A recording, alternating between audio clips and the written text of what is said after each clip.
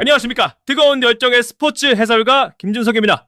시향여 시청자 여러분, 하나의 대회가 끝나면 그 이야기를 풀어내는 데에는 늘 두 가지 방식이 존재합니다.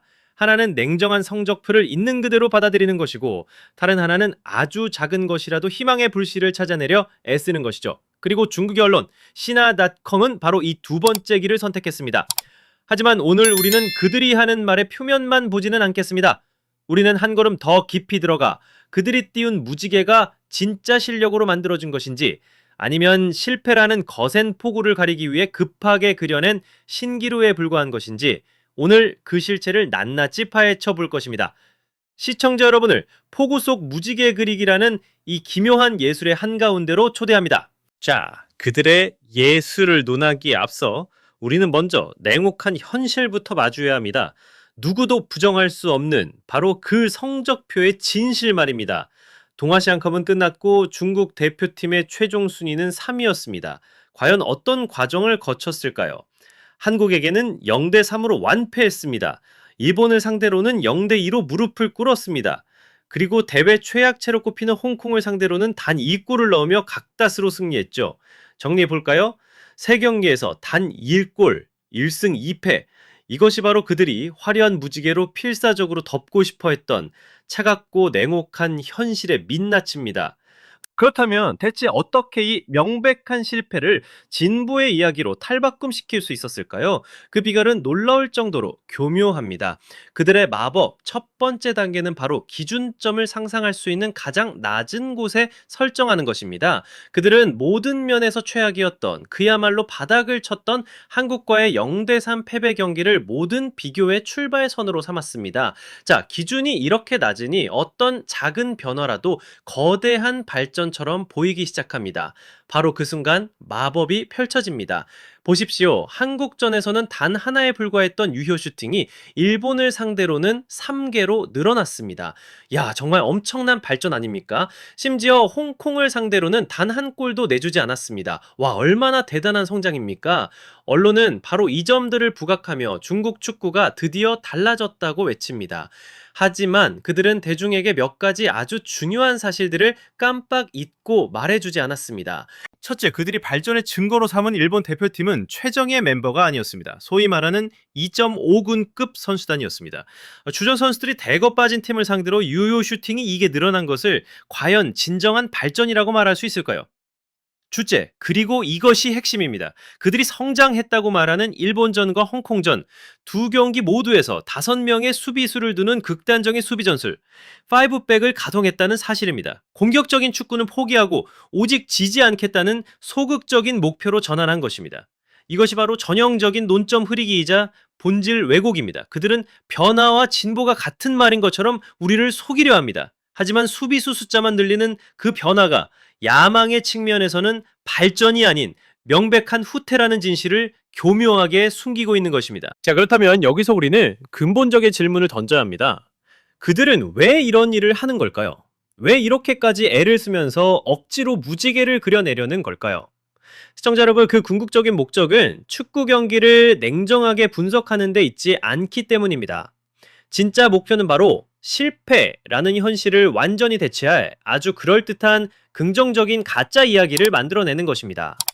그들은 3경기 중 2패라는 뼈아픈 진실 대신 우리에게 전형적인 할리우드 영화 각본을 보여주고 싶어 합니다. 주인공이 처참하게 한번 쓰러졌다가 그 패배를 통해 값진 교훈을 얻고 결국 더 강해져서 다시 일어서는 바로 그 감동적인 이야기 말입니다. 참 아름다운 이야기입니다. 하지만 과연 그게 진실일까요? 그렇다면 그들은 이 감동적인 각본을 대체 어떻게 써 내려가는 걸까요? 그 방법은 아주 교묘하게 대중의 시선을 결과가 아닌 과정에 집중시키는 것입니다. 그들은 통일된 사고방식, 명확해진 전술적 목표 같은 아주 듣기 좋은 말들을 전면에 내세웁니다. 네, 정말 좋은 말들입니다. 하지만 그런 아름다운 말들 뒤에 우리가 진짜 중요한 결과, 즉 한국과 일본이라는 대회 주요 경쟁자들을 상대로 단 한 골도 넣지 못했다는 냉혹한 사실을 잊어주길 바라는 것이죠. 그들의 논리를 가장 잘 보여주는 예시가 바로 홍콩전입니다.